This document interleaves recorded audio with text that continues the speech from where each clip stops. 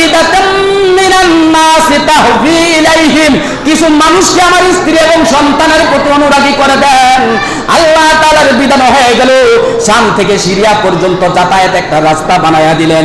শামের মানুষ সিরিয়া যায়, সিরিয়ার মানুষ শামে যায়। হাজরার বাড়ির পাশে দিয়া দেখে ঝর্ণা পানি, নিচ থেকে পানি ওঠে। ব্যবসায়িক লোকেরা চিন্তা করে আমরা তো সিরিয়া থেকে পানি আনতে আনতে শেষ হয়ে যায়, আবার শাম থেকে পানি আনতে আনতে শেষ হয়ে যায়, এখানের পানি থেকে আমরা যদি কিছু পান করি তাহলে আমাদের ফায়দা হবে।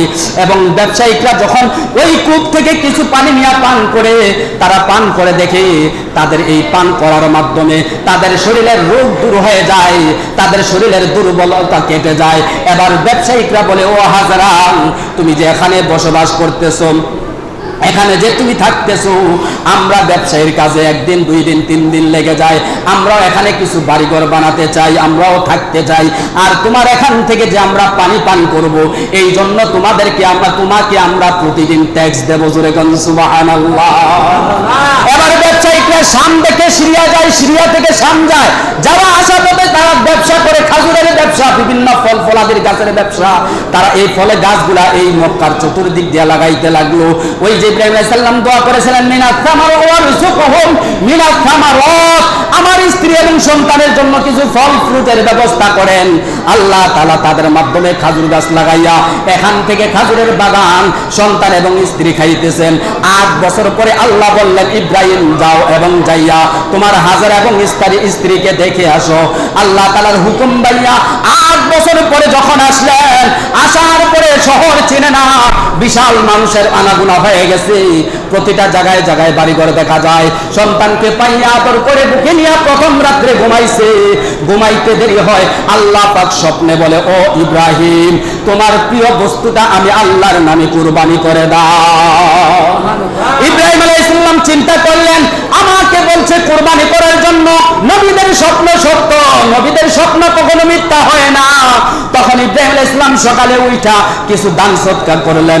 আল্লাহ বলেন, দ্বিতীয় রাত্রে আবার ইসমাইলকে নিয়ে যখন ঘুমাইছে, আল্লাহ বলে, ইব্রাহিম, তোমার কুরবানি কবুল হয় না, তুমি তোমার প্রিয় বস্তু কুরবানি করো। পরের দিন আবার 100 ওট কুরবানি করলেন। আল্লাহ বলেন, না ইব্রাহিম, তোমার কুরবানি কবুল হয় নাই, তোমার প্রিয় বস্তুটা কুরবানি করো। তৃতীয় স্বপ্ন দেখার পরে ইব্রাহিম আলাইহিস সালাম সন্তানকে হাতে নিয়া হাজরাকে ডাক দিয়া বলে, ক্বালা ইয়া বুনাইয়া ইন্নী আরা ফিল মানামি আন্নী আযবাহুকা ফানজুর মাযা তারা। হে ইব্রাহিম, আমি স্বপ্নে দেখেছি তোমাকে জবাই করেছি। জোরে বলেন আল্লাহু আকবার। আমি স্বপ্নে দেখেছি বাবা তোমাকে জবাই করেছি। মাযা তারা, ও আমার সন্তান, তোমার কাছে পরামর্শ চাই, তোমাকে যে জবাই করেছি তোমার উত্তর কি, তোমার কাছে পরামর্শ চাই। ও যুবক ভাইয়েরা, ও শুনলে কাজ হবে না, ওদের সারাংশ তোমার বুঝতে হবে। বাবা সন্তানের কাছে পরামর্শ চাই, আমি তোমাকে রাতের বেলা দেখছি জবাই করতে, এখন তোমার পরামর্শ কি? যদি এখন কোনো বাবা বলে, বাবারে আমি স্বপ্নে দেখছি তোকে আমি জবাই করতেছি, বলেন তো কোনো সন্তান আর বাড়িতে থাকবো নি? জোরে বলেন, থাকবো? সন্তান থাকবে না। ও যুবক ভাইয়েরা, বাবার পরামর্শ ইব্রাহিম আলাইহিস সালাম কি উত্তর দিলেন?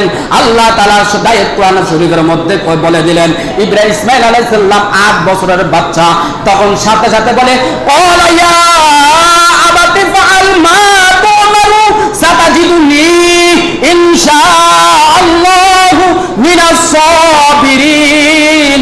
হে আমার বাবা, আপনি স্বপ্নে যা দেখেছেন আপনি সাথে সাথে বাস্তবায়ন করুন, অর্থাৎ আমাকে জবাই করে দেন।